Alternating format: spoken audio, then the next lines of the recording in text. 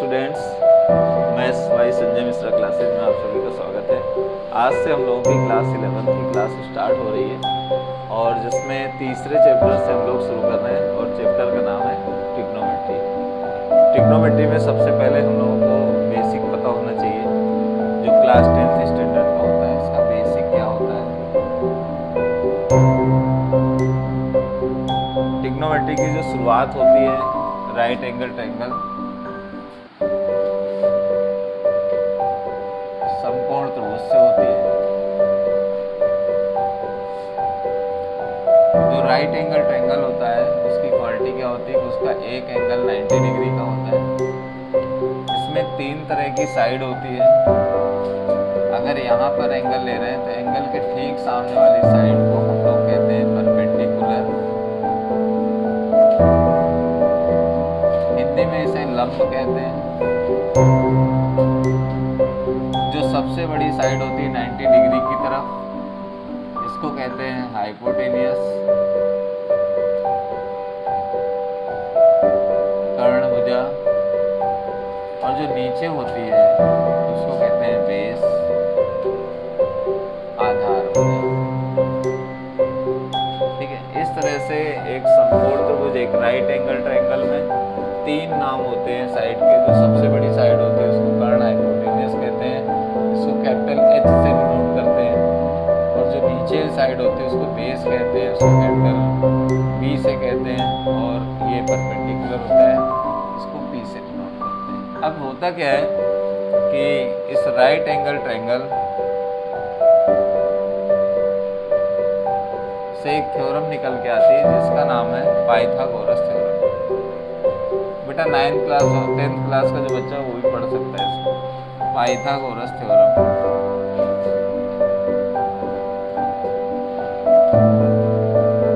Pythagoras की theorem में ये बताया गया कि जब भी कहीं पर राइट एंगल ट्रायंगल हो तो इनमें तीनों साइड का एक कॉम्बिनेशन होता है। तो तीनों साइड का जो कॉम्बिनेशन है वो इस तरह से है, हाइपोटेनियस का स्क्वायर यानी सबसे बड़ी साइड का स्क्वायर, फिर बेस परपेंडिकुलर का स्क्वायर प्लस बेस का स्क्वायर। कहने का मतलब इसका ये है, अगर हिंदी में पढ़ें तो कर्ण का वर्ग जो होता है वो लंब का वर्ग प्लस आधार के वर्ग के बराबर होता है। जब भी कभी आपको राइट एंगल ट्रायंगल की कोई थ्योरम लिखने की बात करें या समकोण त्रिभुज की बात करें तो हमेशा इस टाइप की एक। फिर इसके बाद इनकी साइड का रेशियो भी होता है, उसको हम लोग कहते हैं ट्रिग्नोमेट्री रेशियो, टी रेशियो, त्रिकोणमितीय अनुपात।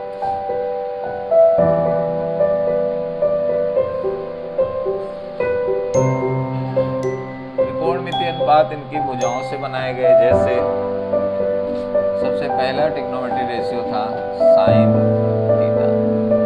Sign theta is equal to था पी अपॉन एच।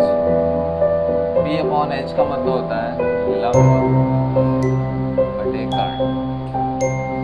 ऐसे ही कॉस थीटा के लिए ट्रिग्नोमेट्री रेशियो था बी अपॉन एच, इसे कहते हैं आधार बटे कर्ण। फिर टेन थीटा, टेन थीटा बराबर यहीं से सारे साइड के रेशियो देखे जा रहे हैं, P upon B, perpendicular upon base यानी कि लंब बटे आधार। फिर इन्हीं के उल्टे तीन जो होते हैं अदर थ्री ट्रिग्नोमेट्री रेशियो होते हैं, इन्हीं के रेसिप्रोकल्स होते हैं। जैसे कॉसेक थीटा, आपको याद रहना चाहिए कि cosec theta 1 upon sine theta से आता है। इसका मतलब इस साइड को उल्टा कर दीजिए यानी h अपॉन पी यानी कर्ण बटे लंब, तो कॉसेक थीटा कहेंगे। ऐसे ही sec theta, sec theta cos का उल्टा करने से आता है 1 अपॉन कॉस थीटा, तो इसका उल्टा करिए कैपिटल H अपॉन बी यानी कर्ण बटे आधार। इसके बाद कॉट थीटा, कॉट थीटा जो होता है 1 अपॉन टेन थीटा से आता है, तो ये होता है बी अपॉन पी इसको कहते हैं हम लोग आधार बटे लंब, बेस अपॉन परपेंडिकुलर। ठीक है, यहाँ पर हम लोग कॉट थीटा को cos theta upon sine theta भी कहते हैं। इस बात का ध्यान रहे, ये सब बहुत जरूरी है आगे क्वेश्चनों में सॉल्व करने का। टेन थीटा को हम लोग sine theta upon cos theta भी कहते हैं। ठीक है, ठीक है, यहाँ तक समझ में आ रहा?